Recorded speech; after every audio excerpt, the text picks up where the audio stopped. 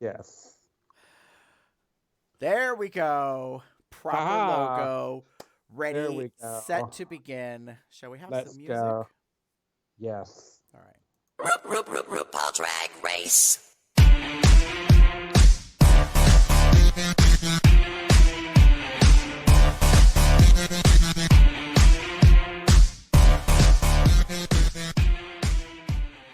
Hey, kitty girls, it's Thursday, April 30th, 2020, and welcome to Comes Out Loud Drag Race Tea Time, Season 12, episodes number 8 and 9, aka Droop Choices 2020. For those of you that are just joining us, welcome to COLDR. My name is Gary, and with me is my co-star, hostess with the mostest. Hey, Miss Thing. Hi. Welcome.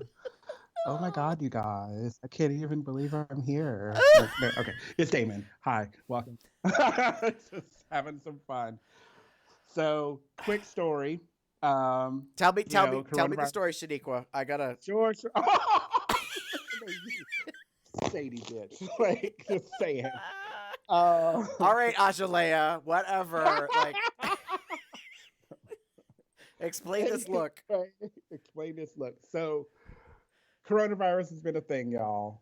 So, and one of the things, so my partner and I are still we're at home, and we finally decided to do something we've been waiting like probably 3-4 years to do. And we cleaned out my drag closet. Gave some Obviously. obviously, and we threw a bunch of stuff. Well, I didn't throw it away. I put it. I'm donating it.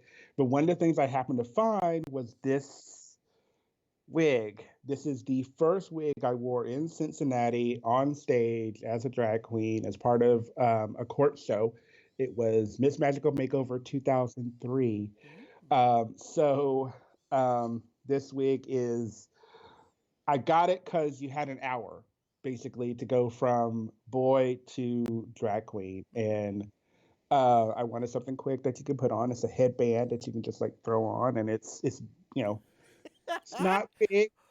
It'll do what it needs to do. Girl, it was 2003. Lace front was not a thing. Not on the horizon. No, and it was. I mean, it might be a little. It might be a little thirsty. Is she Just say. crusty? She ain't crusty, but she's definitely thirsty. But it was fun, and with that, I'm taking the fucker off. See what But it's coronavirus did to hot. us children? It made us cray cray. Damon running around putting a weave on her head, got hair going on. Me running around putting lip gloss on from the dollar store because we're bored. That's what, bored and just gotta add Hmm. some little fun to your life. Get bored. You do like you get like a little makeup on, and Look yeah, at you, yeah. queen. But get a little smoky eye, and no, I didn't do anything under there because I was tired. I was done. Like, Listen to you. y'all got something. You got something at least. True, very true. Uh, All right, so we're gonna catch up on 2 episodes of season 12. So you ready to jump right in? yes, let's. All right.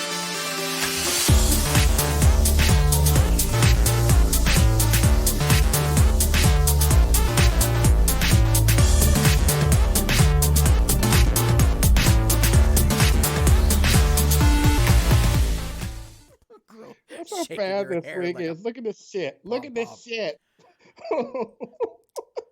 Fingers running right through the tracks. Anyway. Girl. All right, put the pedal to the metal. Let's talk about challenges, shall we? Episode 8, we got a mini challenge, we got a maxi challenge. Mini challenge, aka bosom buddy bitches. Girls are paired off by Rue herself. Very interesting. Mm. And they have to do this. I call it this like weird Sex in the City kind of brunchy version of the reading challenge. No one was quite sure when we watched it what the hell was happening. And the maxi challenge was Droop, which is their goof on the drag version of Goop, the expensive, ridiculous, not necessary product licensing like brand thing. So, Damon, what you think?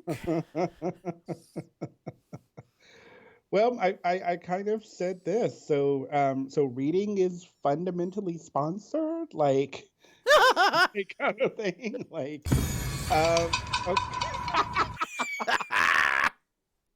okay. So real tea. So let's just get through it. Like, I get it. This is like I'm used to the like one queen stands up, puts on the glasses, and reads the whole Queens for filth, or not so much, depending on how Hmm. good they are with the uptake. But this just felt like I got, and there were some cute lines, there were some funny moments, and it was cute and whatever. But like the sponsorship thing just kind of took away from it. It. How do I put it? Like it felt off, Mm. and I get it gets to be a little bit shorter because you pretty much put all the queen like it's four at a time, and ta-da, here you go. Like they're all reading back and forth and shit. But like after that, I was kind of like, I got it, but I wanted Right. I wanted more. I'm used to what I'm used to, and maybe that's me being like not going with the times. But I felt like this felt very forced. Like I hate when they like you force a sponsor into like an episode or into something. Like this felt forced, kind of like the um Vanessa Vanjie and the bubbly during the Untucked like a few weeks ago. Like that just felt just so fucking forced. I know what you mean, girl, because you're coming back to Untucked, and all of a sudden, Angie's here. I'm your bartender. Have a cocktail, and you're like, damn. Like, I this really feels think it would be better if the Queens like product promoted sponsors like in the old tongue-in-cheek fun way. Like if all the girls got their cocktails and then they're sitting in the Untucked together, and then one of them's like, "Woo, I love this blackberry acai mm-hmm. bubbly." Mmm. Oh, isn't this candle so delicious? Oh, it's like Right. And they turn to camera and then they wink. You know what I like mean? And like yeah, and yeah. then you move on. Like I think that's a lot more smooth than just like, what the fuck is she doing in Untucked? Like what, huh? Like And then she fucking leaves. Like she's not even there that long. Like what? Anyway, yeah, yeah. anyway. Enough of Gary, what about you? All right, so I already made reference to it. So the library does brunch? Question marks. Like, cause that's kind of what it felt like. I think it would have been better if the Queens had not been sponsored, but had to put like gifts together, and like they had to gift each other. Like if there were two gifts, one per person. Do you know what I mean? And like so they had to put the because that was the other part that threw me off. I'm like, there are four queens, two teams each, and they give a gift, a box to the other couple. Like that was the part I think Hmm. that really stood out to me the most. That was awkward. Was I was like, well, wait a minute, who gets what? Like I get that the queens were reading each other, and it's like, oh, well, girl, your skin's always extra thirsty. Here's some moisturizer. Do you know what I mean? Like they can zing one on one, yet the gift was like for both of them. Like, anyways, so I it was all right. It was okay. I think it was disappointing because, like you said, like there's a tradition to an expectation. The Queen's reading, Hmm. and it wasn't quite the same. Although I will say this: the edit made Jackie Cox look like a real bitch. Oh, oh, yes. And I was living for it. Like I Hmm. loved, I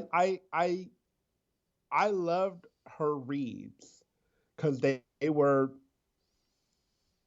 kind of on the mark, like very much on the mark. Yeah, yeah, they were pretty fun. So Hmm. let's talk about the Maxi Challenge. So basically, it's the create a product and sell it, challenge. Hmm. We've seen it many, many times. Some have been very successful, And some have ran not, for dear. filth, Uh-huh. and others, not so much. Hmm. So, what'd you think, Damon? So I said brand yourself well. Hmm. And what I mean by that is this is kind of the one of the few opportunities where you're meant to be, you're kind of selling yourself in your product. And of course also you need to be funny. You need to, do well with like kind of what Bruce says and whatever. But like the big thing for me was like you have a real opportunity to sell your who you are as a queen in a very unique, funny, tongue-in-cheek kind of way. While I hate to keep mentioning her, Sherry Pie had a good idea with her aura pie kind of thing, and it okay, it wasn't overall a good idea, but it should have been like something like an aura pie. Like I get it, like I get because she's Sherry Pie, so she's gonna sell a pie. Like it makes sense in my head. Like da da da da da. Like you're I get it. The concept was awful, but but in general, like I was sitting here going through it with like, okay, like I got it. Like it's meant to be funny. It's meant to be you.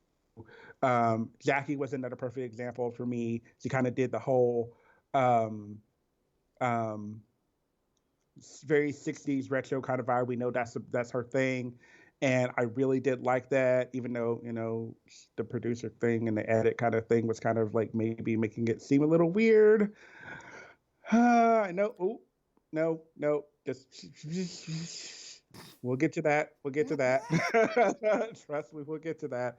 We all know how you feel, Gary. If you follow the drag race Telegram chat, you definitely got a good mouthful of Gary's thoughts on this show.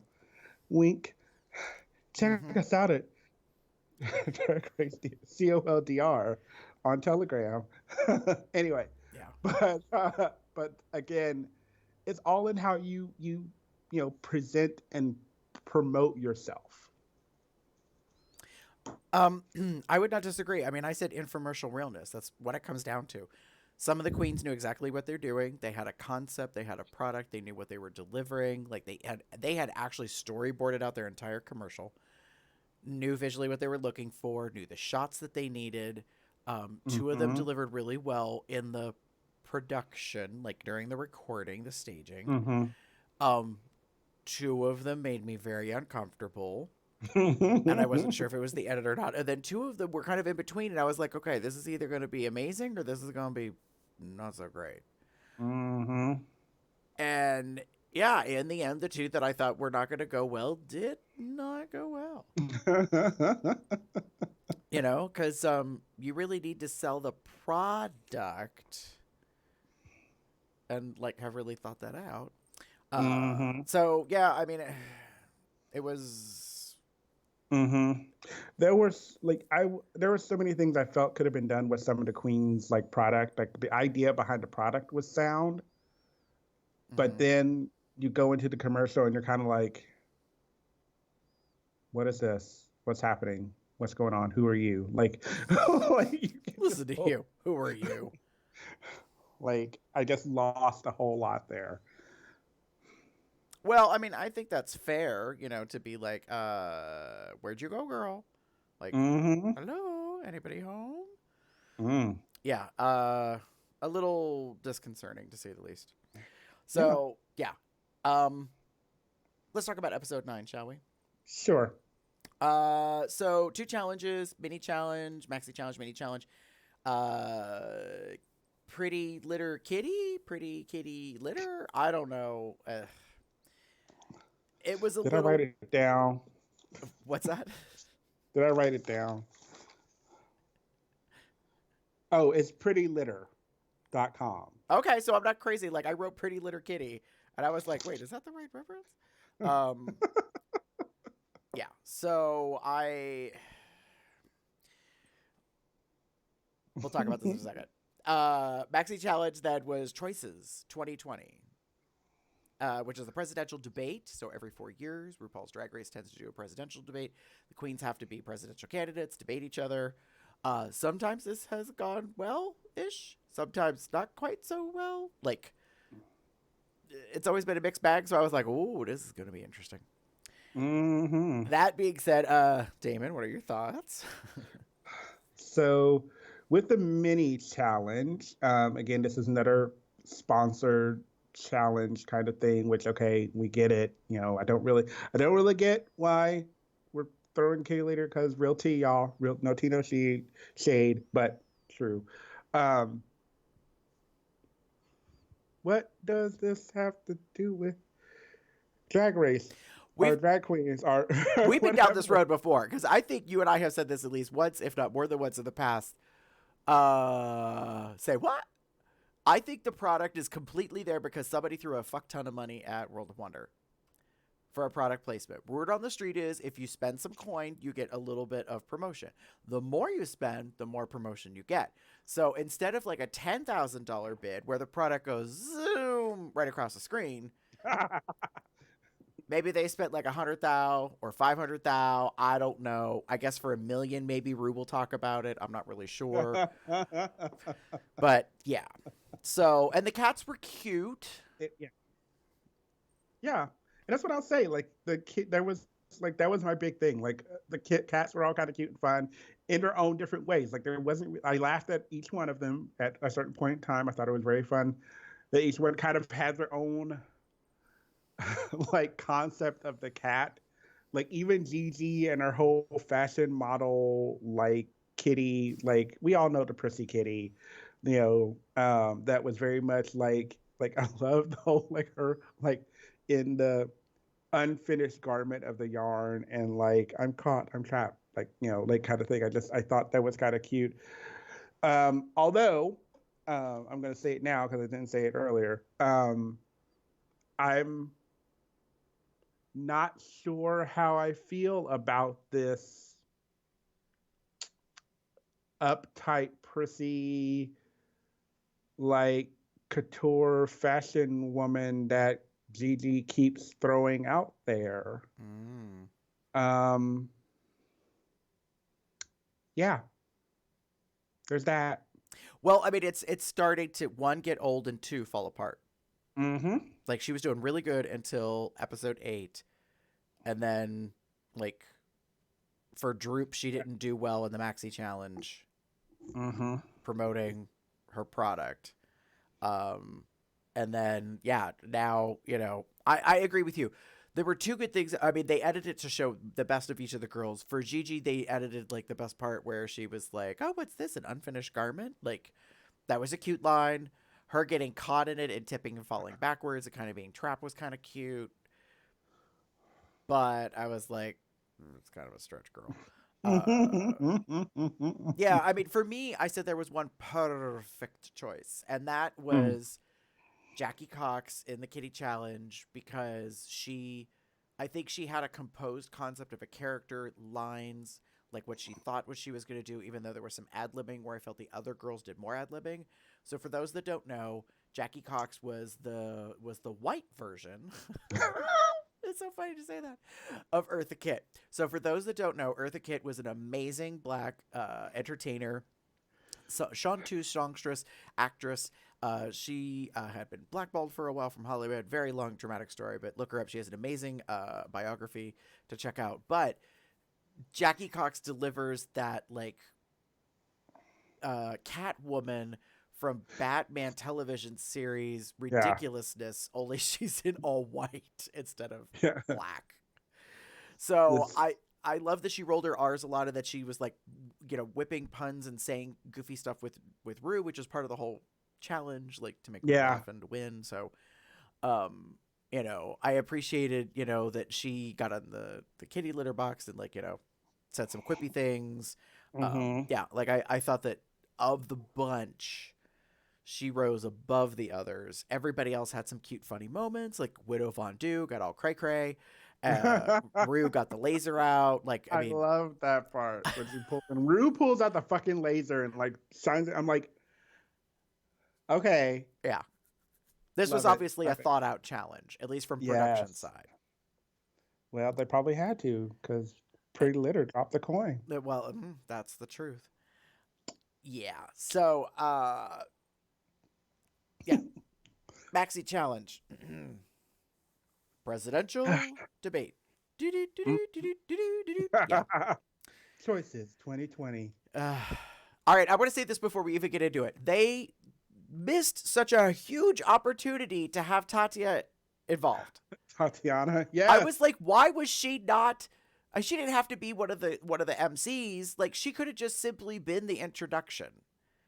She could have been there with a cup of tea, on camera and been like, choices, Yep. 2020. Like, at a little patriotic cup, she could have walked across the stage with a sign, like something, just a cute little like implant of recognition for that. Yeah, but they didn't. So, Nope. what did you think, Damon, about the debate? Well, so I pretty much broke down, listen to the experience. So, as you know, I've not always been a fan of the walkthroughs with Rue and whoever. Like, but this one was actually genuinely good. You had Raven and you had Rue coming through, and if you listen to Raven, like some of the things she's saying, I'm sitting here like, you're making a lot of like fucking sense, and you've really like, I mean, we know what happened, like, but where has this been? Like, fuck Vanjie, like, no, but really, but like, this is someone giving thoughtful advice, still being cute, still being funny, still in the moment, but definitely like giving some like good, stuff for them to use. Hell, the Gap thing for Heidi, just like in the GAP, like come on, like, Right. but there, and so that's where I was like, listen to this experience, and this one was very intriguing in regards to the whole concept of, what's the word I'm looking for? The debate and how they did it. They kind of made this very kind of like the primary, debates for like the, Democratic and Republican votes. So it was very meant to be like everyone could kind of speak and kind of going off the cuff. They asked the same questions, et cetera, et cetera. It was kind Right. of, but I really was a big fan of this. I do think I like this one. Well, so that brings up a good point, because usually every 4 years they do a debate, right? Mm-hmm. Some good, some not so good. And I think what it really comes down to is like some of the queens in past years have been really good, some of them not good. Mm-hmm. I think the reason why the internet overall, what I've seen, the opinion is that this is the best presidential drag debate to date, is because the majority of them were better. Like, Mm-hmm. better prepared, conceptually had some ideas, they knew what they were doing.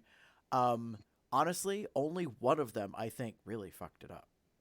Mm. And the others were at least moderate to good to great. Like, so you really Mm-hmm. only had like one in the pack who did not do well and stood out really badly because they just didn't seem to understand what they were doing.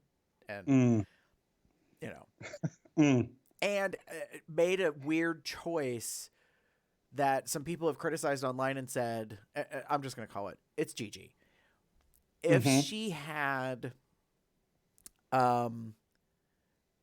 gone with the robot concept, like if she had taken that character from Snatch Game and brought it forward and tried to riff kind of like Jackie Cox being a Canadian, not an American, like, Mm-hmm. and double played that and did some little Mm-hmm. goofs or whatever, like I think that would have delivered better conceptually, because I was really confused by like, I'm a real Yeah. girl and I'm like not a robot, and I'm like, huh? And I was like, where's that coming from? Like, Yeah. what does that have to do Like with anything? I oh God. Like, okay. So I totally get that. I heard that and then I didn't see it happen anymore. And I was kind of like, where are you going? Did you like just drop that whole concept? Like you're like, nope, that didn't land. So ball it up. Let's do something else. Like here's now me as, I don't even know what she was after that. Right. Like, I mean, Rue even gave her the feedback in the workroom, like, be you, like, do what you do. So it's like, girl, if you're a fashion queen, then be a fashionista. Mm-hmm. Like, be a Anna Wintour style, like, presidential candidate. Like, read all the other girls for filth on what they're wearing and how they look and how they dress and how Mm-hmm. America needs to be resized again. Something. But yeah, she didn't really do that. Yeah, Um, it just go ahead, but go ahead. So I mean, it was best debate to date is my question. Like even Jada. So Miss Hall made me really uncomfortable because I didn't think she was doing well, And then out of the blue, she does this stunt. And I mean, she's already kind of flirted with Jeff Goldblum, which is awkward. And then she goes, "Look over there." And of course, Jeff Goldblum looks over there. And he's like, "Huh, what?" And she's like, "Confusion." Yes. And all of a sudden it clicked. And I was like, oh my God, I think she's a genius. She's a fucking genius. That was like, I was not expecting that. And then like I watched, okay, so this is one of the few episodes I've been able to watch twice. Like normally I watch the episode and then I sometimes will watch it again, but I don't always. But this was one of the ones I had some time, so I figured I'd watch it again. And at first when I was going through it, I was kind of like, what is Jada doing? Right. Like what the fuck is this? And like, I was like, oh, she's going to be in the bottom. Like, oh shit. Like she just did some shitty, what the fuck is this? Well, I watched it again. And then I watched a couple of like the, recaps and all that stuff. And I was kind of like, I get it now. Like it like flew right over my head when I watched it the first time. I will admit that. I will own that. I'm not happy that I missed it, but I got it. But then watching it again, I'm like, oh shit. Like I get it. Like, oh, this is funny. Right. I mean, she definitively was representing some of the more reprehensible aspects of like candidates that they don't answer questions, they obfuscate, they confuse, like they avoid, they just don't they don't make sense. Right. And then she had one of the best lines ever. And that was one of the best like verbal like things that happened in the debate.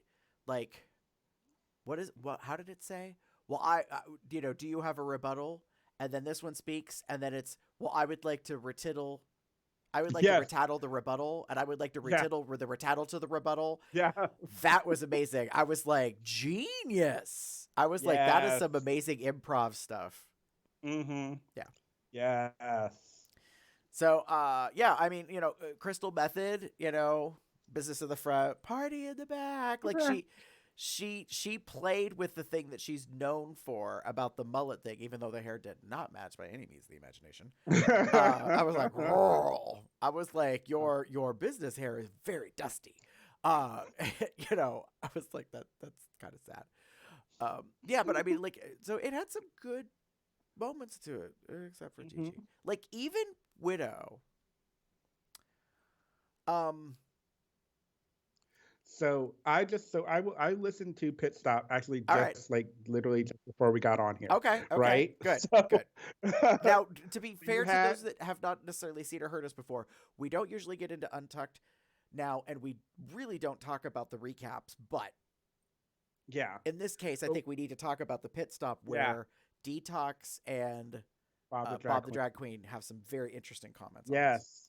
And they pretty much thought that like Widow was fun, and like they thought she won almost. Like she did really well in this challenge. She played a character, and I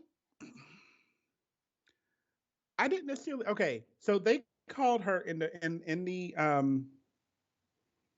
judges' critiques. They called her angry, like she was playing the angry candidate, and even I think Heidi calls her angry. And I'm kind of like, but that could be funny, and it was right. And I didn't get it. Like, don't get me wrong, I didn't get where this kind of her falling where she fell went.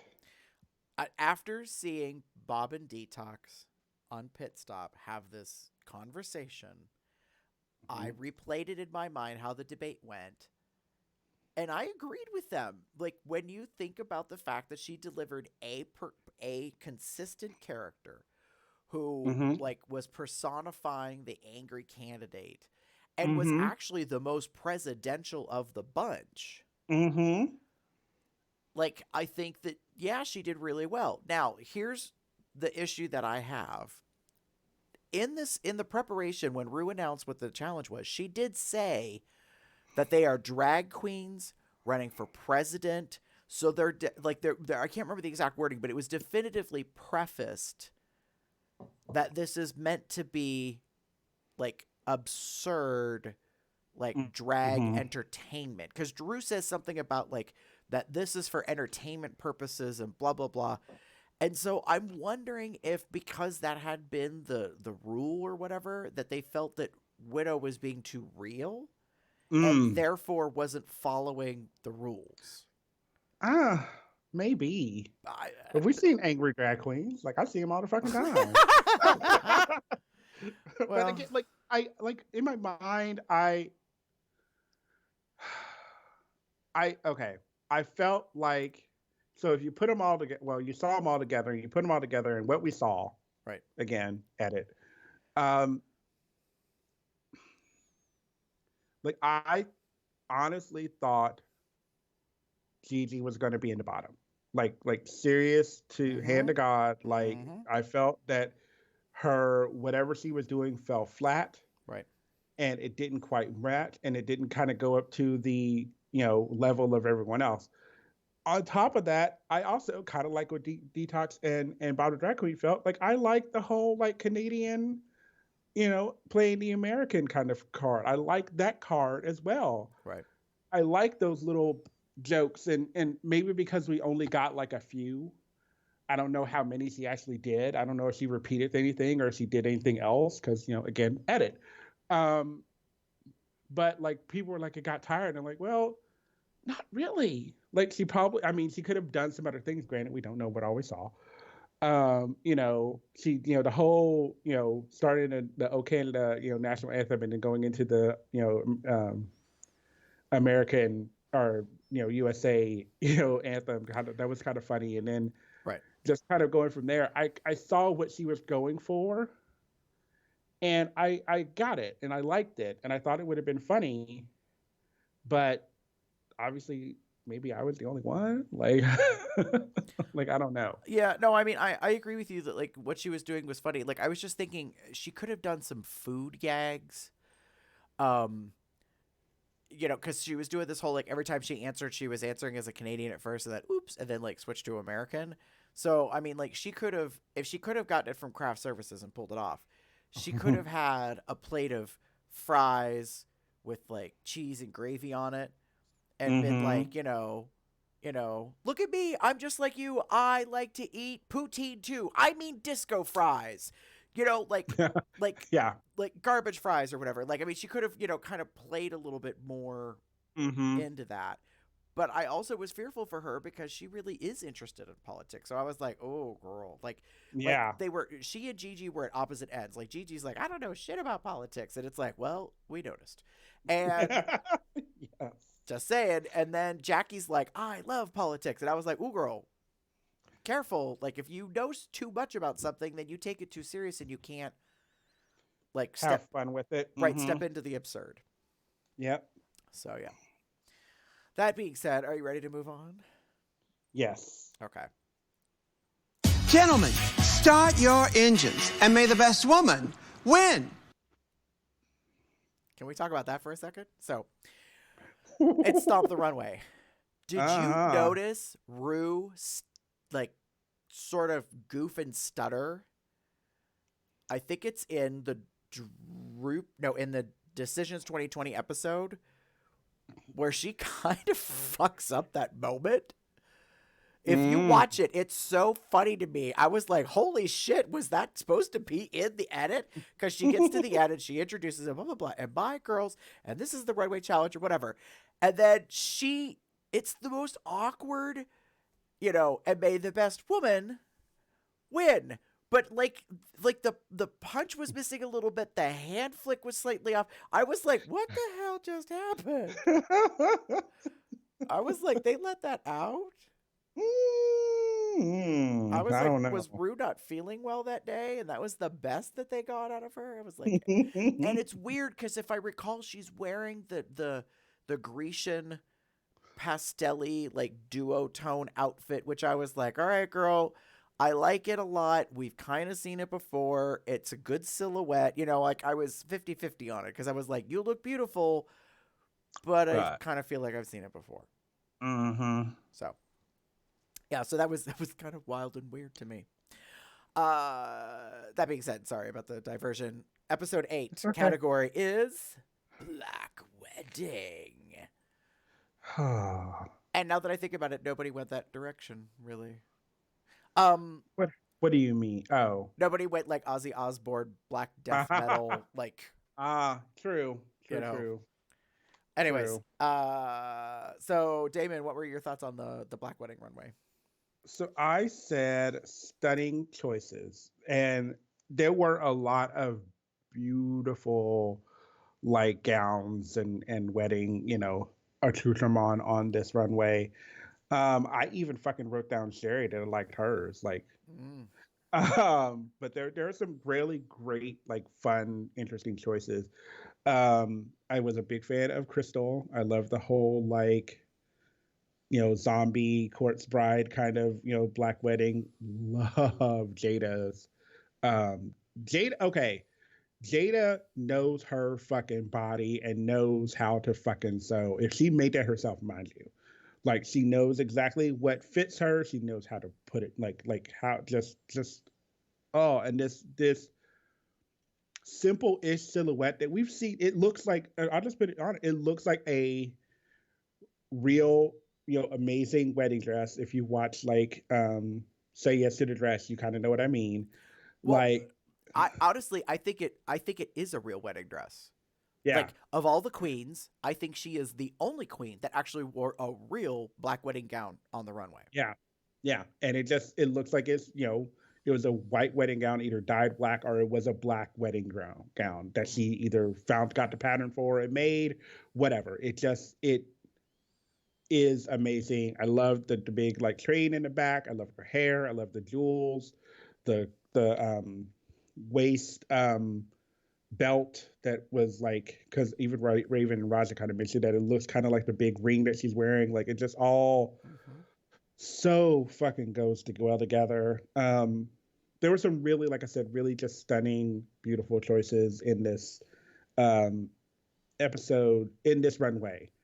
There were a few that weren't so great, but like in overall, like I loved pretty much all of them for one reason or another.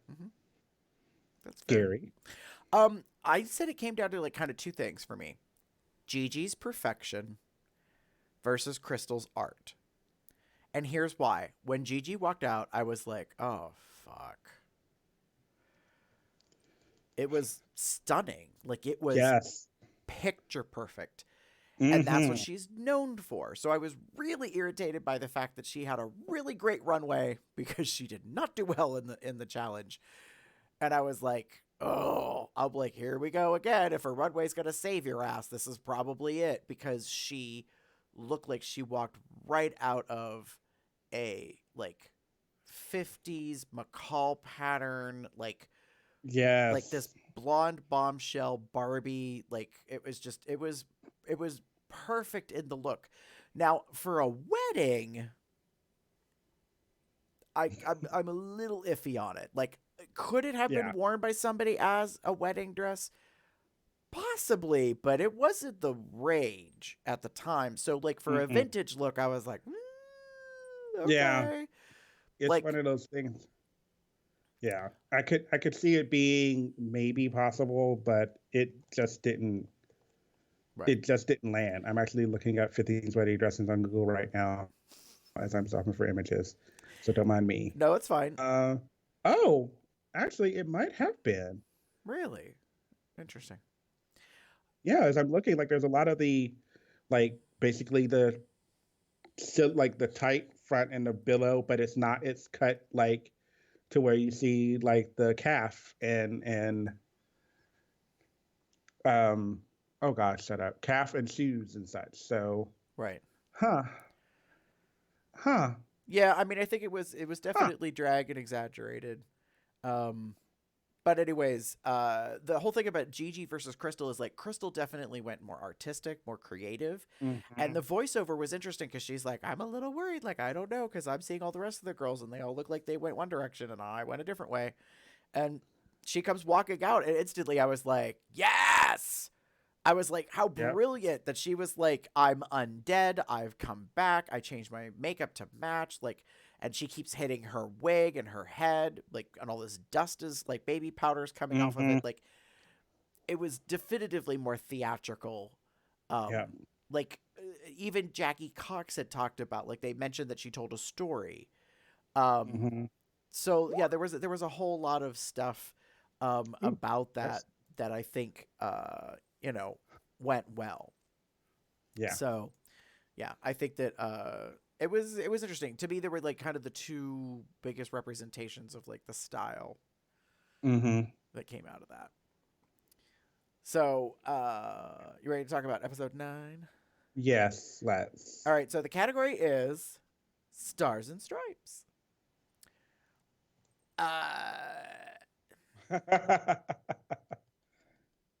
I get that it's an election year, and I get that the promo was red, white, and blue, very patriotic. Like, I get all that, and that we even had that, like, I can't remember what the runway was, just a couple episodes ago, I think. Like, where there seemed to be a lot of that color theming or something. I can look back. Give me a But second. I was just like, okay. Like, I guess. Like, it makes sense because they did a presidential debate. Mm-hmm. So, you know, um, I don't know. It just, maybe it's because Widow Von Du did the Wonder Woman thing. I Maybe that's what it is. Yeah. I called it the Wonder Woman thing, but it was the Michelle Visage for the Madonna thing. Anyways, Yeah. Yeah. Yeah. Yeah. anyway, it's Yeah. just like, yeah, It feels familiar. right. And there's been some claims about that. The I can't remember where that the girls were wearing their season reveal outfit promo on the runway, which apparently is a big no now. Anyways, I don't know. Mm. What did you think, Damon, about the runway? Uh, so I put down patriotic much? Question mark. And like, so again, I keep bringing some of these like other shows up, but I just also today watched the Raja Raven like fashion photo review, and I again, like, I get that this was a like the choices 2020. This was like the presidential debate challenge, and all of that there, but it just the category was stars and stripes, like period, like stars and stripes. So yes, most Americans think that and attribute that to the American flag, but I felt like there was a real opportunity to do something different and unique and have some fun with like a pattern that doesn't remind you of the fucking flag, you know. Um Widow was to me the only one that really kind of went down that route, Mm-hmm. and that's kind of what I like that kind of bold choice because everyone felt very patriotic. Some people didn't even do stars and stripes, and it just felt kind of like, okay, if this is what everyone's doing, I guess I'll do this too.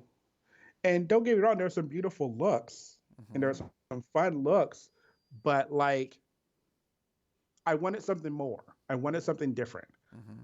I wanted like if it had said like red, white, and blue, or whatever, or stars and stripes, or U.S. stars and stripes, or whatever, just something to kind of like if it was going to be like full on like patriotic, red, white, and blue, stars and stripes kind of bullshit. Like I get it. Like I would have rather you had said that Right. than just stars and stripes, because you pretty much got a lot of patriotic shit. And like I said, don't get me wrong, some of them were really nice, but just like, it given this and then the promo and all of this there, it just feels very forceful. Mm. Gary. Well, I said literal versus interpretive. I feel like most of the queens did it literally. And a couple of queens went interpretive. I'll just call it out. I think that Crystal Method went interpretive, and if you only see the outfit from the front at a certain angle, it doesn't look like it goes with the theme. Mm-hmm. But if you see the underside of the hat and you see the back and the arms of the jacket, then it helps pull it together.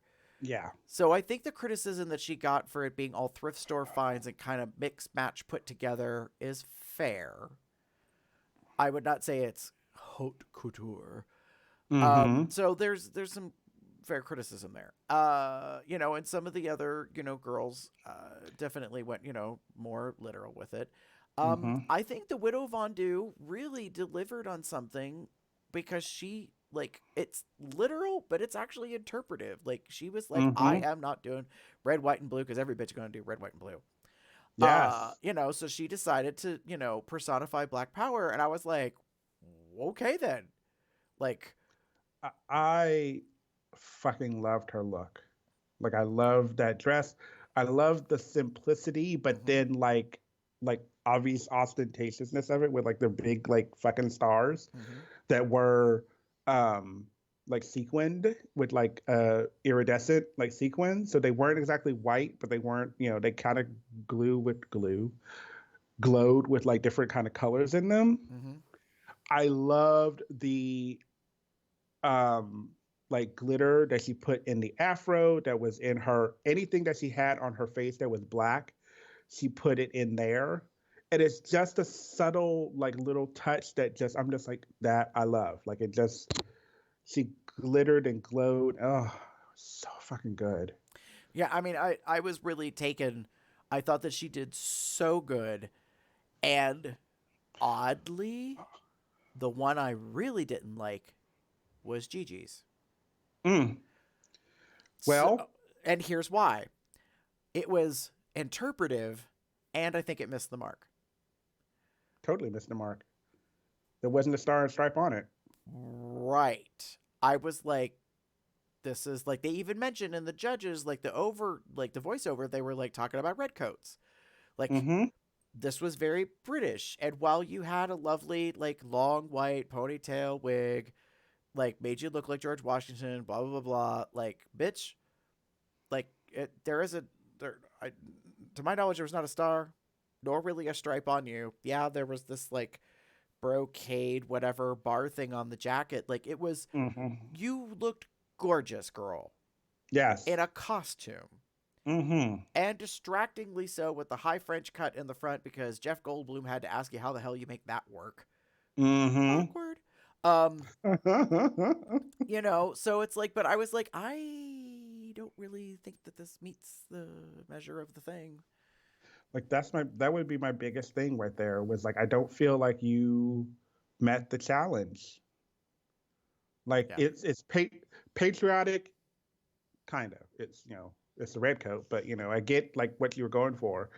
If you had done like a blue coat, you probably would have like just like a different color. Like, it just would have been better if you had done blue coat. Just don't you know your U.S. history? Like, come on. Come on, queen. But like, if you had just done a blue coat or whatever, I would have been a lot more, I would have felt a different way about it. Patriotic, yes. Very, fashion and very couture and very just like unique and different and kind of going on costume. Yes. Right. Was it Stars and Stripes? No. I agree. That being said, you ready to move on? All right. The time has come for you to lip sync for your life. Good luck, and don't fuck it up. All right, it's Lip Sync for Your Lifetime Children, episode 8. Droop. The bottom two are Jan and Widow Von Du.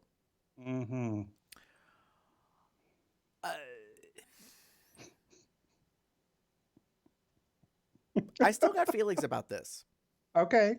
That's fine. That's fair. Well, I mean, it makes sense that Jan was in the bottom, but I still kind of wasn't ready for it.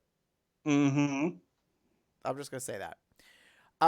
So the song is "This Is My Night" by Shaka Khan, who also happens to be present as one of the judges. So no pressure there, Mm-hmm. girl. David, what were your thoughts on that lip sync? Okay, and this is totally shady and everything else, and I don't care. This is an easy win for Miss Widow Von Du. I know, whatever. It's just, I'm not going to be that person, but we found out when they announced that Shaka Khan was the guest judge. Widow fucking loves Shaka Khan. So you know that bitch has probably done like every single fucking one of her numbers, whether it was popular or not. Like, you know, in her lifetime as a drag queen, she has done some Shaka Khan. She Right. knows she knows that music. And then just, I'm going to throw some other things out there. Shaka Khan's in the back room, backstage with them during Untucked, and she's being very. She sits right next to Widow, and is like holding her hand, and is being very just like, I get it that she's trying to be like supportive and what have you, and I understand that, but if fine, I'm like, again, I'm going to be totally fucking shady. I don't fucking care at this point. Like, if I had been Jan and I was watching that as it was happening, like, I would have been like, what the fuck? Like, what am I gonna do? There is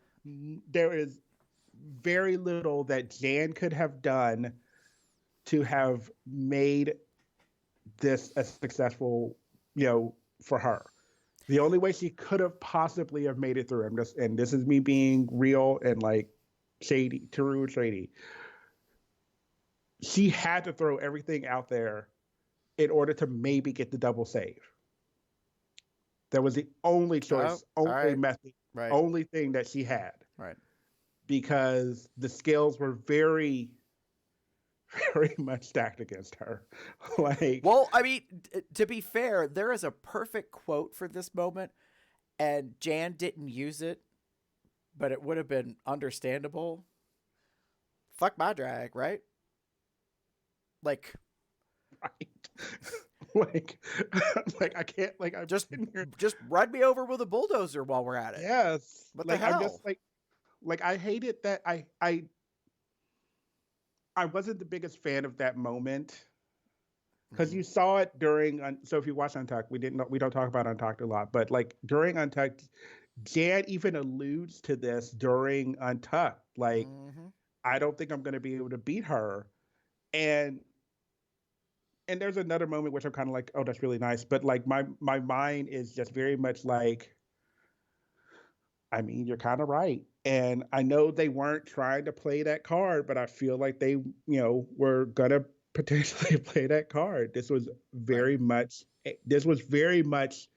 in Widow's wheelhouse. This song was like all up in there. Right. And it was her night. Get it? Okay. For those of you that don't know, that was the name of the Shaka Khan song that they lip synced to. This Is My Night. Mm-hmm. One of the most popular Shaka Khan songs ever.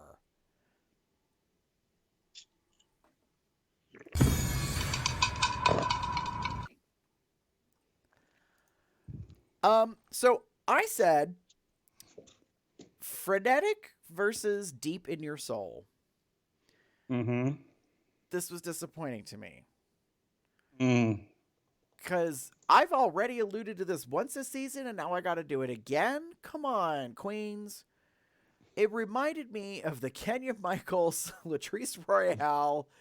One of them is bebopping all around on the stage, and the other one is delivering and emoting in sync to the song, making you feel something.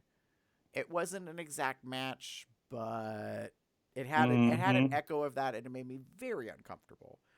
Because I was like, oh, Jan. And she's going to shablam, and she's going to kerplat, and she's going to, she's just going to put it all out there. And she did, and it started to look ridiculous. Yes. Like I'm not trying to be that person, but like she threw everything at it. She threw all of her gimmicks and tricks and all of that shit. She threw it all out there, and this was the point to do it. But Yeah, but there comes a was it a, point where it's kind of like, girl, I get it. Like, so you throw the refrigerator and the freezer and the coffee pot and the Keurig and the microwave and the, dishwasher and the kitchen sink. Like, but there comes a point where I'm like, really? Do you have to do the demolition? Like, but here's a trick, and then here's a thing, and here's a thing. Right, Like, would you right. mind? And then, by the way, I'm also going to do this, and I'm going to dance across the stage, and I'm going to do this, and I'm going to drop it to a spin. I'm going to do a fucking backflip. Like, girl. And I guess the reality is, so we will say this because this is not a spoiler. Y'all should know this by now. Shantae, Widow stays, Sashay, Jan goes away. Since then, Jan has talked, done some online interviews during this lovely time of physical distancing for COVID-19. And she has flat out said she basically knew she was going to go home. She did not expect to win. And so she was going to do it all. And part of it, I think, was that she was like, if this is my last impression, then let me show what I can do. I understand that to a point. I think what was missing, just a little bit, was some finesse. Yes. Of showing all those things. So need it. Just bring the energy down about 10. Actually, you need to do that on everything. Because it's like, we don't need you to be cranked up as a coked up college cheerleader all the time, girl. All right. I mean, fair. So, yeah. I was, again, like I said, I think she needed to tune down. Yeah. Like tone it down just like a lot, and then build up. Like right, because, once you got that dress off, like maybe take a moment to just like get into the song and feel this. This is, like you said, this is soulful. While it is a kind of high energy-ish song, it's not a full-on high energy song. Right. This is not the dance remix version. This is definitely like I don't know when the song came out, but there's a part of me that feels like this is like 80s kind of 90s, like that, like up tempo, but not quite like. Well, it was before Jan was born. Well, let's find out, shall we? But yeah. I'm gonna say it was probably also before Widow was born, but at least Widow knew how to deliver it. Yeah, and I mean the beginning of the song where Jan is fighting with her dress. I was like, what is going on? I was like, no. I'm like, girls. If you're gonna do reveals and you're gonna take your shit apart, you should know what you're doing and practice that shit, or have it better prepared. Like, it looked like she was literally tearing it apart, and I was like, why? Like. 1984. Okay. That's when the song came. So there's that. But again, like it's. And Widow is 30. So there you go. She was born in 90. Mm-hmm. That's why I was like, I'm pretty sure it's even before Widow was born. But yeah. Talk about the episode 9 lip sync. Yes. So remember, it was Choices 2020. And then it was Stars and Stripes on the Runway. So the Ru's decision, I was about to say the judges, I'm like, oh, no. Ru makes the decisions. Ru's decision is that the bottom two shall be Jackie Cox and the Widow Von Du. Mm-hmm. So yet again, the Widow finds herself in the bottom. Mm-hmm. The song is Firework by Katy Perry. A song that many queens know very well. When it came out, I thought gay glitter exploded from every orifice of most gay people I knew, because they were like, oh, it's our song, because it's about being you and being proud and all that. Uh, this was really challenging because Jackie, like, she took the moment and ran with the torch. She wore a hijab on the runway with a caftan. I think she met the requirement of meeting the theme and deciding to be political, make a statement. Mm-hmm. I had no problems with what she delivered, but then she has to wear that for the lip sync, which I was like, oh boy. Because I don't Mm-hmm. know many queens that can pull off wearing a tent and really like deliver on a lip sync. I'm just gonna say, without it turning Mm-hmm. into a reveal. Mm-hmm. Um, Like that was my main concern. So before we get into the lip sync in and of itself, my right. biggest concern. So she pretty much was making this very political statement, Mm-hmm. right? Like hijab and all that stuff. She was making a very political statement. As the song began, I was like, oh God, if she takes any of this off, like the whole statement is gone. Right. The statement is lost. Like, Right. so she either has to do the whole number in all of this, or she kind of has to like take it off and potentially, lose the essence of what she was going for. Right. And because it has such like significant religious connotation to it, I think Mm-hmm. is where it's dicey because Mm, she's trying to represent something. So I agree with you. Like for her to take any parts of it off, like would have been questionable. yeah. Um, so we've got all that going on, and on the other hand, we've got Widow, who is definitively feeling well, fuck my drag, because she is in the bottom, she is in her feelings, and nobody is gonna help her or get through this. And by that I Mm-hmm. mean she won't let them. Mm, girl. She started down a path. I mean, I found it really intriguing and intucked that Jackie talks about how she doesn't feel like she can connect with her. Mm-hmm. And based on what Yeah. we've been presented, the edit, I can't disagree with Jackie. Yeah. Widow seems a little closed off, makes it difficult, and the fact that they're about to lip sync against each other, I think Jackie is feeling very uncomfortable because she wants to lip sync against a sister, but she doesn't really feel she's connected or bonded with her Mm-hmm. in the spirit of them being fair, and however it goes, it goes. Yep. And Widow is definitively coming across as, it doesn't matter what I do, they hate everything I blah blah blah, like, and then the Oh my girls God. start to rebuttal and point out that that's not what was said, and she just Mm-hmm. wasn't having it. Like I was so okay. I know we haven't even talked about the damn lip sync, I but know. like I so like I oh God, like watching Untucked, watching this like this moment happen in Untucked, and I was just sitting there like, you're already out the door. One of the things, so one of like I'm gonna throw it back to like the walkthrough with Raven. Mm-hmm. One of the things we find out that so Widow wears these biscuit basket, these awful ass shoes all the time, and she says that she wears them because if she has the lip sync in for her life, she wants to be in a shoe that she can dance and be comfortable in. Well, Raven like rebuts that and pretty much says if you are wearing something to pretty much if you're going to be defeated, then you've already defeated. You've already lost. Like you're preparing yourself to fail.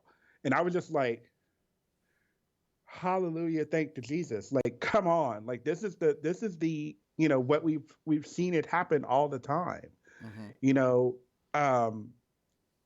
fucking Silky last season with her whole like pulling off the dress. Like if I'm going to lip sync for my motherfucking life, I'm going to lip sync for my motherfucking life. Like she's already got something on to wear as she would have lip synced for her life if she had lost the challenge. Just like, Yeah.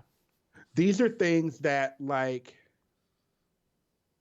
you if you're preparing to fail, you pretty much have failed. Like I'm not like that's the thing. And I loved Raven when she said that to her because that meant everything. And then we get into her in the fucking Untucked and like nothing that the judges actually said is what she is saying. So in my mind, she didn't hear what the judges were saying to her. She just saw that she didn't do well and that she was being critiqued for not doing well. And that to her was, I'm awful, I'm bad, I suck. Therefore, I'm in the bottom and I'm going home. Like she defeated herself. Right. And that plays through in some ways. Yeah. So going into the lip sync, we've got these emotional dynamics going on. We've got Jackie who feels conflicted. She's proud of what she's done, but she wants to fairly represent. She would like to have a quote unquote fair fight. That's my words. Against Widow, but Widow is on a whole journey of her own and is disappointed and upset that she didn't do well in front of, she did okay in front of her idol previous week, but like that's a whole other thing. And it's also pointed out, I don't know if it's by Jackie or by Heidi, that like Shaka Khan gave her a boost, but there's nobody there to do that for her this week. Like nobody's there to cheer her on, like to get her to snap out of it, so to speak. So yeah, and that's the thing. Like that's true, but so all that being said, okay, David, what did you actually think of the lip sync itself? So I was honestly surprised and gagged by this, like bottom two and the lip sync in and of itself. So I'll say this. I feel the same way that Detox and Bob the Drag Queen felt during the pit stop, in that I don't think Jackie or Widow should have been in the bottom, or maybe one of them possibly, but I really feel Gigi should have been in the bottom. Like this is me. I feel like she should have been in the bottom, and I don't get why she wasn't. I get that we're at this like point where they're starting to maybe get a little bit nitpicky about certain things, but like everything to me kind of said that Gigi was maybe going to fail. And if it wasn't for her, not stars and stripes, but very, beautifully made runway look, she probably would have been. But overall, they went these very different routes with the song. Jackie kind of became a little kooky comedy-ish kind of thing with hers, but also was having fun with it, which I thought was very fun and unique. And she had this, the big like caftan kind of going. And I said this before, I am so happy that she kept everything on, that nothing kind of went, too far. Now, obviously, when she did some spins and stuff and she was draping, twirling with the fabric, like traditionally you wouldn't see that much body from a woman of that, religious culture, but it worked overall. Having said that, it was a very interesting choice that she made, and I think it was enough to push her over the edge. But at the same token, I again agree with Bob and Detox in that Widow went onto that stage already defeated, and she didn't lose. I think she lost a lot of the energy that she normally would have had in a lip sync. We've seen her, lip sync before, and she's done really fucking amazing. Right. But this one felt off. Gary, how about you? So, what I'm about to say is going to spoil, well, not quite spoil what happened. I wrote double save wasted. I honestly thought they were pretty on par with each other. Mm-hmm. Widow's not at her peak performance was kind of just at the same level as good as Jackie trying to do the best she could with Mm-hmm. what she had going on. Yeah. So, like, I honestly, like, watching it, because I watch it on iTunes, like, delayed, and I didn't actually watch it, I think, until late Sunday, maybe? I don't Mm-hmm. think I watched it on Saturday when I normally do. So, my heart was in my throat. Like, we got done with the lip sync, and I'm like, oh my God, I really don't know how this is going to go. Fair. And so I was like, well, shit, like maybe this is it. Like we'll actually get the double save and it's legit. You know, like I wouldn't have had any qualms about it. It would have sucked because then the next week it would have been definitively one queen, if not two queens going home. You know, like I mean, Mm-hmm. you know, but at least I would have been perfectly fine with it. And that is not what happened. No. So I was prepared to hear one thing, and yet I heard the other. Mm. I was prepared to hear Rue say, Shantae, Widow, you stay. I just had this feeling that overall, Widow Mm-hmm. had possibly more to deliver, Mm-hmm. to come. I don't know why. I just kind of had this feeling. And instead, Rue says, Jackie, Shantae, you stay. And then Widow has to sashay away. And I was just Yeah. like, okay. What? Wait, what? Like, Like, I agree. one of them had to go home. I get it. And I would have been upset if Jackie went home. But I just, yeah.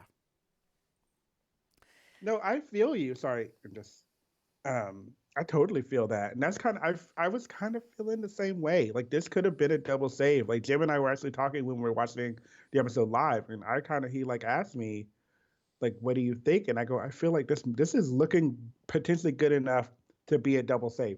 So while I was talking about like Jackie kind of, or not Jackie, Widow kind of was a little defeated on stage and kind of she lost that in her performance. On the flip of that, you got this very comedic take on the song and some aspects of it from Jackie, and that usually goes one of two ways with Rue. It usually like, oh, she laughs and she enjoys it and she ends up, liking it, or maybe not so much. But it was good comedy. It was Right. good, poise. It was done in a, for lack of a better phrase, tasteful manner. Right. It was meant to be fun. It wasn't Britta pussy on fire bullshit. It was very much a oh, comedy, cute, quirky kind of way. So having said that, I agree with you. I thought there was going to be a double save, and until I knew that it was like when she said Jackie, so until you stay, I was like, okay, I get it. Okay, I get it. Okay, you know, in my head, I go for production value. They want to say Jackie's name first Mm-hmm. because you knew Widow has been in the bottom a couple of times, so maybe shit. Right. So, and then when they did the hug when they Jackie Chantel stay and she says her piece and then she like hugs over to Widow and I'm like uh-oh, Rue's not saying anything. Mm-hmm. Uh-oh. And then she kind of goes into it and I'm like, oh no, girl. So oh Yeah. well. Yeah. So we lost Jan, then we lost Widow. Mm-hmm. So we're down to 6? What? What's so funny? Okay. Have you seen the Extra Life recap? No, I don't think so yet. Okay, I don't want to spoil the joke, but Okay. watch the Extra Life recap and watch it till the end Okay. and see what happens at the end. Okay. You will get my laugh. Well, because like everyone's already been talking about how like the top 4 are not the top 4. It's actually the top 3. Because it has been rumored for ever since the season started that the one who shall not be named is actually in the top 4 and is disqualified. So it's not really a top 4; it's a top 3. Yeah. Awkward. So yeah. So that's why when it got to 6, I was like, oh, it's really 5. Like when it was 7, I was like, oh, it's really 6. Like as shitty as that is to say, but it's like, well, we know someone's going home, or at least someone is not going to be allowed to, win. Well, that's kind of the joke. So, Okay. Spoiler alert: if you haven't watched Extra Life recap, John Pauly's doing the ending, and he literally says 6, and he puts up his hands, and there is a obvious voiceover that is not his voice, and his like one of his whichever hand has the 1 on it is blurred out, and it says 5 because it's meant to be, because there's not 6, because there's 5, because we all know what's happening. And I busted out laughing. We were watching it on the TV, and I found that tickled me so much. Nice. So fucking much. I'll have to watch that tonight after we're done. Mm-hmm. All right, you ready to move on? Mm-hmm. Cover girl, put the bass in your walk. Cover girl.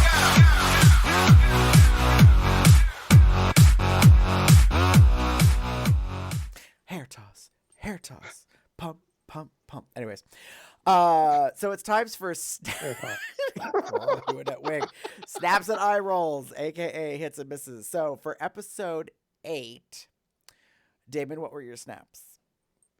So my snaps actually go to an incident that happened during Untucked. Okay. So it's Jan and Widow, and they're about to go back on stage. They know pretty much that they're going to be in the bottom. They kind of feel that way, and they have this moment where they are like talk to each other, kind of like, basically work it. It's like, bring it, like do all that you can, because whoever wins. And it's just this very tender, touching moment that I just found very beautiful, because believe it or not, we know it's a competition. We know that they're, everyone's kind of aiming for the crown, blah, blah, blah. But these like little moments where they can actually try to, help and lift each other up. And despite how I felt about, Shaka Khan coming in and pretty much like giving it to Widow, right, there was still this moment for Jan to be like turn it out. It was very much, if you've seen Bring It On, it's the whole, Torrance and Isis kind of moment where they kind of like look at each other, and it's just very like, I was very much for it. So kudos to that. Good. Snaps to that. Good. I said my snaps go to Heidi for taking notes and winning. Mm-hmm. Most improved, possibly fan favorite, Miss Congeniality, Miss Heidi in Closet. Oh, and I just heard this on, is it Race Chaser with Willem in Alaska? Did you know that her middle, like the N is an initial? No. Supposedly, and I don't know if this is still in ADT or not, supposedly the N stands for Nina. Oh. So her full name is Heidi Nina Closet. Oh. Cute. And I'm pretty sure it was that podcast. So they were like, girl, why are you not going by that? As opposed to Heidi in Closet. Why is it Heidi Nina Closet?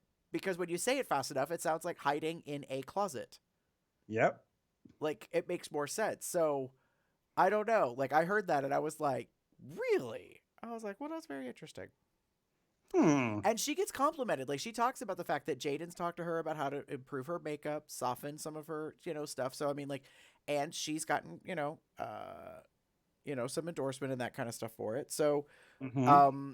yeah, like I was really happy that she took notes and that she, especially in the infomercial portion where she was trying too hard to present, and she, believe it or not, actually got some good feedback about how she should be herself, and then she decided to be ridiculous, and then that's actually like what helped her the What most. really helped. Oh yeah. Yeah.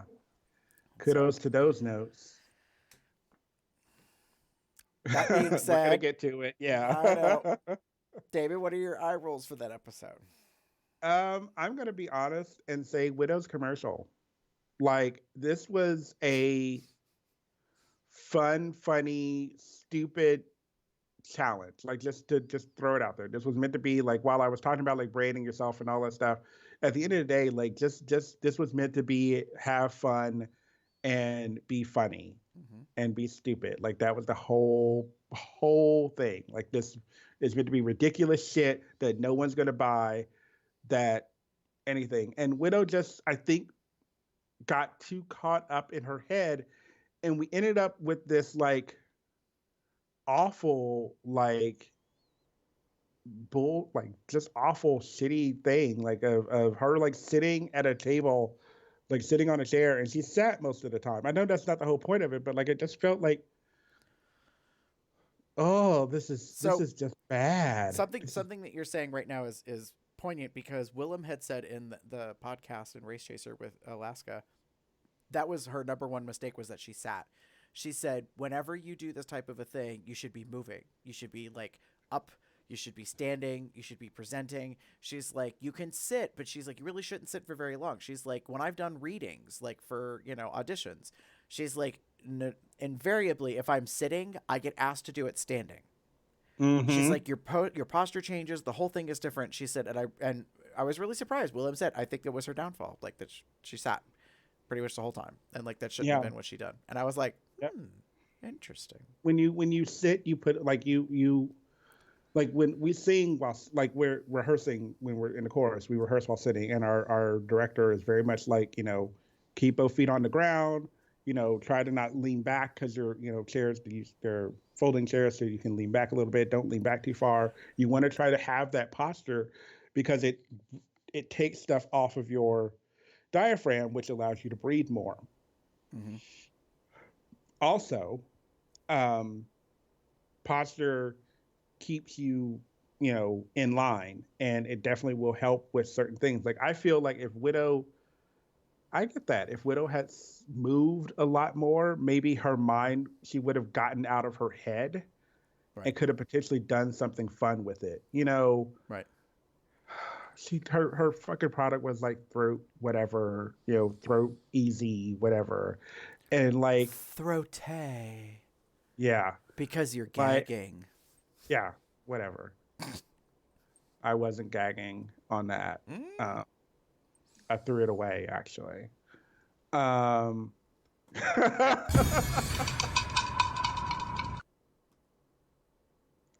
But like the whole concept, like, just like do some funny shit. Like, you were going that route, so why don't you just do it? Like, get up off your fucking knees with one of the guys in front of you, and I think she kind of did that maybe once, but like, just like do that, or go from the side and like spray it, and then like go to town, like just something, like, because it just lost its essence. So that commercial just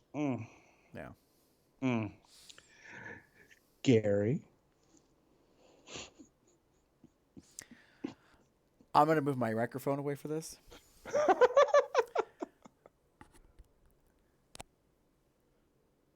Bob.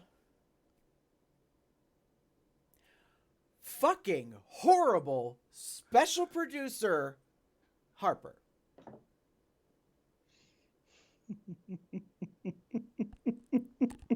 That does not even convey my anger. I have been angry on this podcast in past seasons. I have motherfucked and criticize queens. And I have told them flat out, I have no tolerance for them, I have no patience, and I never want to see their ugly asses again. I have probably called people talentless on this podcast. I have never in my life been so upset as I was while I was watching the show, and anybody in our Telegram chat knew exactly when this moment happened because I let it out. She let us have it, y'all. I was livid. I was beyond detox pissed. When Jackie Cox is on set and she is explaining how she's doing her edit, like all her preparation, her cuts for the commercial, and Bob Harper is the special guest producer, and he's there to help them put together their videos, and he doesn't understand jump cuts and like the stuff that's being talked about. I was like, who this bitch? Get her off the set now. Pronto. Fire her ass. Who the fuck are you? Literally. Put Sarge in the goddamn like director's chair. Put Carson. Put anybody. Normally it's Michelle. Where the fuck was she? I was like, I was so. Oh. So, for those looking at the stream live, so this is our live chat. This is our chat here. Oh God. So there's this line here with the worst producer ever. I don't know if you can see it. I'm trying to get it. Hopefully it'll. There we go. And then, I mean, it wasn't as much as I thought it was, but you were so into this. So there's a couple of other people, but this is pretty much like his kind of rant over that happened. I was so upset because I know who Bob Harper is. I'm familiar with her. She was on Biggest Loser. She's a personal trainer. She's gay. She's out. She had a heart attack. Like, she has this whole story arc thing. And she, till this point, was more redeeming than Jillian Michaels. And then this happened, and I was like, bitch, I'm done with you. I don't know who the fuck, like, did you suck Rue's dick? Like, how the hell did you get on that stage, on that set, and be the producer? Damn.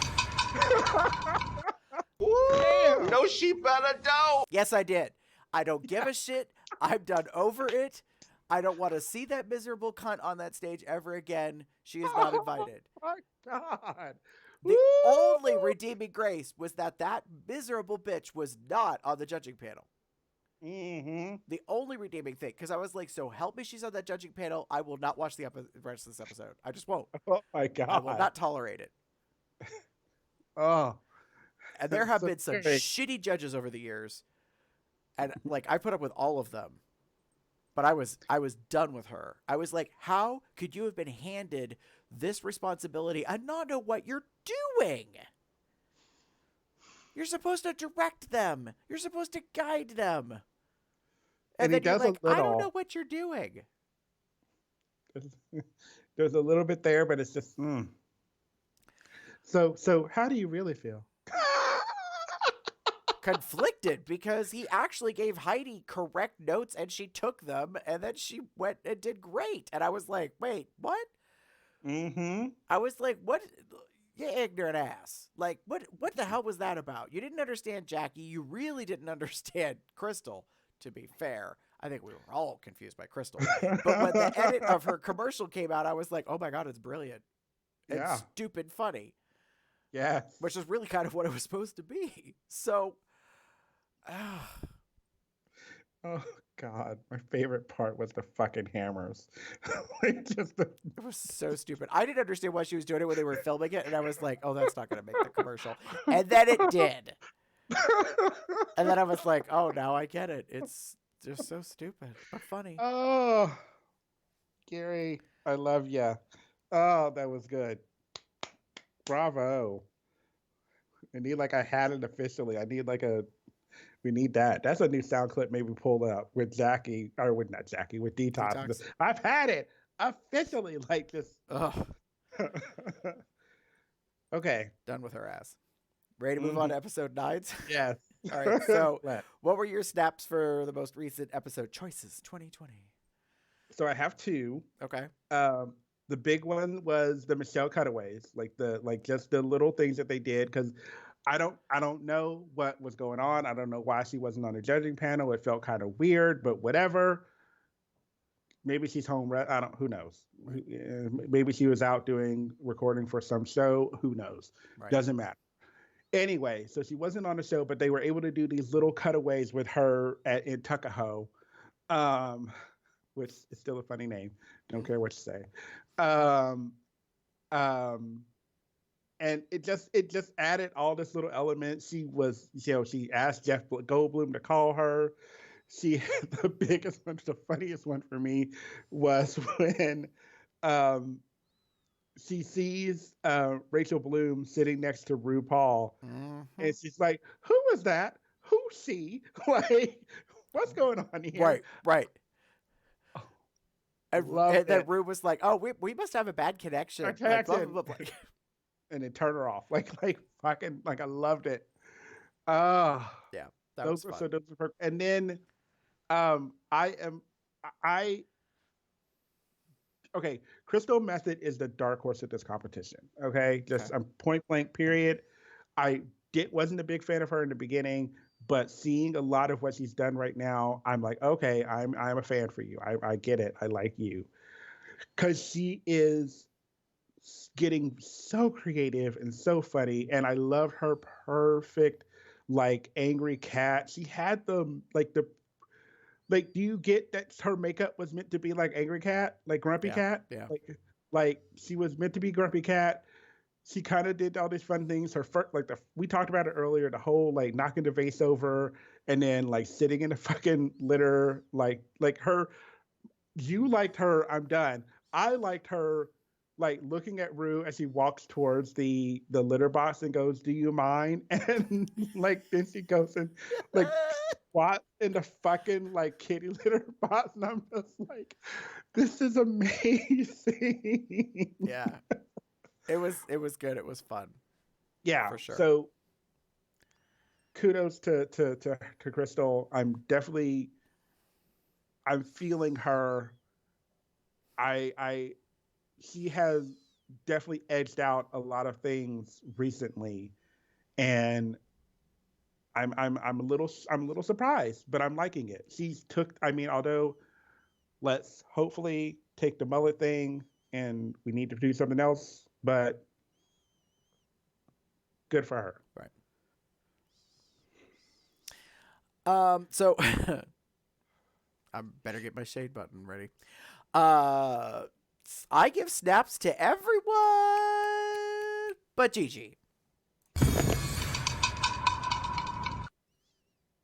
I'm sorry. In this episode, I think everybody did moderately good to great, and Gigi did not. Mm-hmm. She did not do well in the debate, and she did not meet the criteria of the runway. Sorry, girl. Mm-hmm. Boot. Your ass should have been in the bottom two. Mm-hmm. That's how I feel about that. Short, sweet, simple. Yep. Which didn't sound much like a lot of like snaps. It sounded a lot like eye roll. Sorry, David. That being the case, what were your eye rolls for? Well, speaking of Gigi, here we go. I am just. I really did not like her this episode, and I didn't really like her in the previous episode because she's kind of like there's this cockiness to her. There's kind of getting there, and now we're seeing the cracks in her perfection, right? And it's showing. And this episode was one of the bigger ones because it was. She's not very political, and I'm going to own it up to, or maybe not own it up to, but like she has had a very open life. I'm trying to remember. I think she's from California. Yeah, I think she's born and raised Hollywood. Yeah. So she's Los Angeles, California, where she performs and all that stuff. She's had a very talented mother that is like very great with her, and we hear about her uncle and and that kind of like background there, and her gender fluidity that she's mentioned in the show. And I'm kind of like, okay, I get all this, but you don't follow politics. You don't get into politics in any way. As someone, okay, who a few years ago you might have been able to say the same thing. I had to, you know, get out there and learn more about things. Mm-hmm. And it doesn't take much. You're a young kid. Like, you can pick up your fucking phone and Google some shit and get things going. And the fact that she doesn't understand it or doesn't get it, it was part of the problem that happened with her in a debate. She didn't really know what, probably has never probably seen a debate, and it just feels disconcert or disheartening of this new generation. I'm hoping she's opened her eyes since then and has learned a little bit more. But like watching this episode and hearing those things coming out of her mouth, I was kind of like, gross. Well, I'm not defending her. Go ahead. But I will note that she's 21. I get it that. So, like, the last debate kind of presidential thing would have been when she was underage to vote. Mm-hmm. So I'm guessing she paid a lot of attention to the arts. Mm-hmm. And not to like the human sciences, kind of human services, like cultural aspect, like things that would have possibly led to politics, like to debate team, to being interested in voting and blah, blah, blah, blah. So hard to say. I don't disagree with you. Yeah. And then to add on to this, I will say the other eye roll to me is to Widow's defeat. Being defeated. Untucked, we've talked about several times, but in Untucked, when you are getting nothing but uplifting like comments and talking to you and trying to get you to see that like we're here for you, we're trying to support you, we understand that this was not what you were expecting, and you're not hearing it because you're so far in your own head, and maybe even your own ass, that like you can't quite get what's going on. Like you lost. Like you lost. And that's the worst feeling. Like even I think Heidi kind of mentions it. Like you can see it in her posture and in her eyes and as she's kind of standing there, and then she just kind of walks away from everybody. And we learn in Untucked that that's kind of what she does, right? Like she gets in her own head, she separates herself, and that has not been very successful. And like I get there's probably some backstory and ground on that with regards to her what happened in her and during her life and pretty much having to do stuff on her own. But you're not doing this competition on your own. Like no, I don't think any queen on Drag Race, especially in recent seasons, has ever made it into the competition on her own. Like your talent might be getting you so far, but you're not getting to Drag Race on your own. Right. You've got support from home. You've got support from people. It may not necessarily be like family, but it's probably family, right, if you know what I mean. And her defeat was kind of the like, again, if this had not gone towards a double save, that's when I knew like that was going to be the end.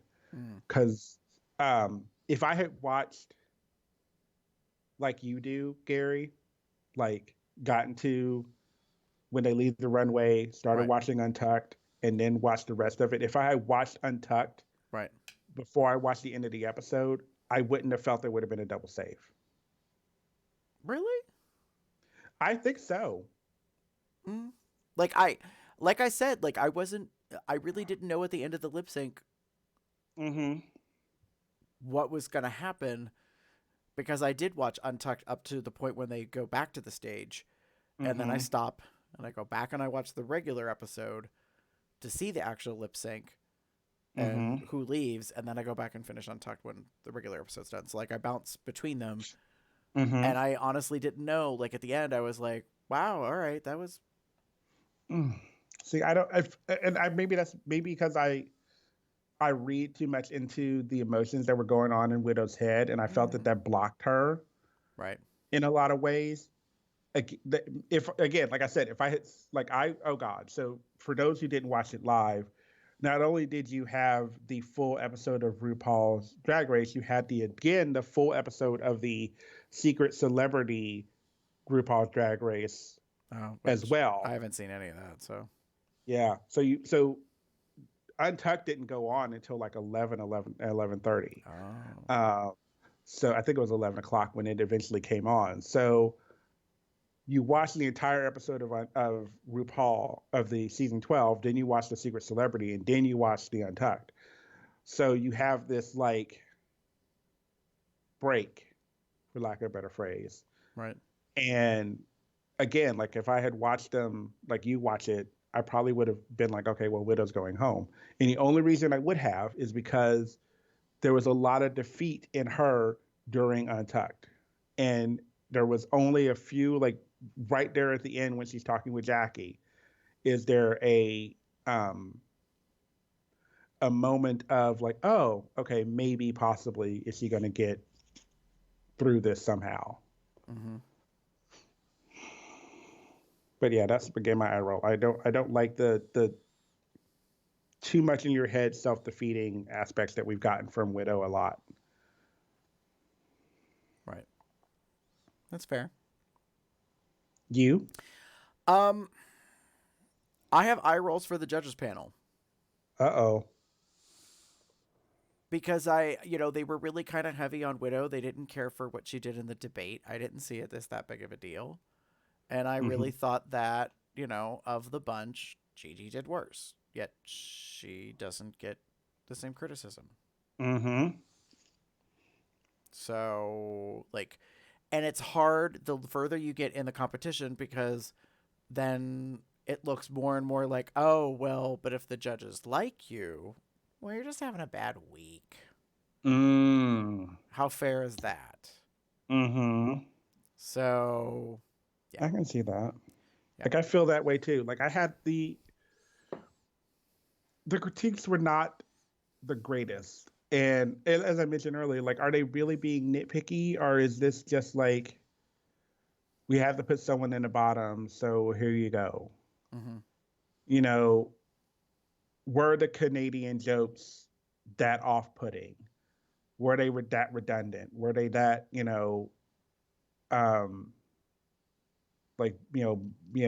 dead? I don't think so. Right. From what we saw. Now, again, we only can go on what we saw. If the debate kept going on and she kept throwing Canadian like things, or maybe saying the same thing or what have you, like, okay, I can see that being redundant after a while.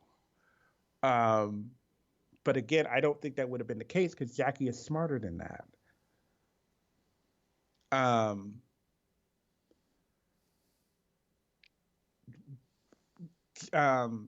Right. Widow playing the angry politician, and kind of she has some good quips in there. She had the whole, I think she's the one that had the, if you can't hide your beard or whatever, you can't, like, I forget the line because it's been a little while, but like that was I remember that being very funny, and she's the one that said it, I'm pretty sure. So it's one of these things where, is it are they getting nitpicky because we're so close to the end, or was this a genuine, like, we like her, being Gigi, better than you?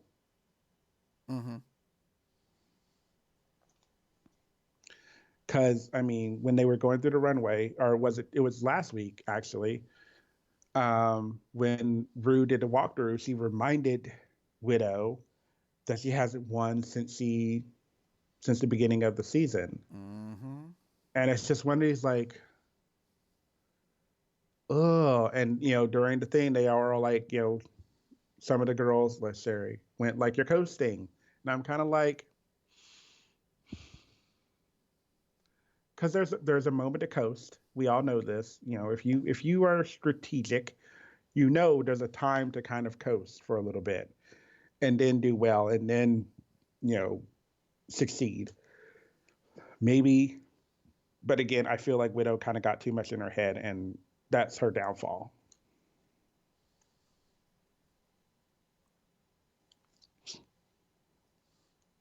How about you? Or did we get that already? I don't know. I'm done. Girl, it's the end of the show. Oh, And it's late and we're tired. late. It's late, y'all. So Okay. if you would like to get in touch with us and tell us your thoughts on things, there's several ways you can do that. First of all, you can go to cubsoutloud.com. You could send us an email to cubsoutloud@gmail.com, or you could leave us a voicemail message. We'd be happy to play it on the show. You can ring us at 361-265-8255, otherwise known as 361-265-8255, spells 361-COL-TALK. Oh, look, Shanae's back. If you would like to get in touch with us on social media, you could pretty much type in Cubs Out Loud as one word anywhere, be it Instagram, Facebook, Twitter, YouTube, and find us in those locations. If you would like to join the Entourage social chat that we were discussing about Telegram, you would go to tinyurl.com/telegram-COLDR, and you can join the conversation there. Typically, we have a memoriam of not discussing the show for 48 hours once it airs. And then usually at that point, people got something to say. Hopefully I will not have any more tirades and meltdowns about that. If you would like to support Cubs Out Loud, there are two ways you could do it. You can go to Zazzle.com/CubsOutLoud, and you can get yourself a lovely shirt in a variety of colors with our logo on it, with a lovely crown, and it says Cubs Out Loud Drag Race. You could also become a patron and go to patreon.com/CubsOutLoud and support us for as little as $1 a month. And we would greatly appreciate it. If you want to promote us, you can rate us on iTunes. You can give us 5 stars and a lovely review. You could also, put a lovely comment, a positive one, on Google Play podcast for subscribing. Damon, if they would like to get in touch with you or your alter ego, whoever she may be, how would they do so? If you wish to get in touch with me, you can find me as TheaterCub79 on most bear-related sites, or you can find me as pup_Umbra on Twitter. And if you would like to get in touch with me, you can pretty much find me anywhere online as GareBear73. By the way, if you reach out and put in a request, send me a message and tell me who the hell you are and why. Because otherwise I think you're a bot. Because I'm going to be like, I don't know you. I don't know her. Yeah, just so you know. That being said, we're going to exit to RuPaul's American because it's an election year, kids, so you better get out there and register to vote.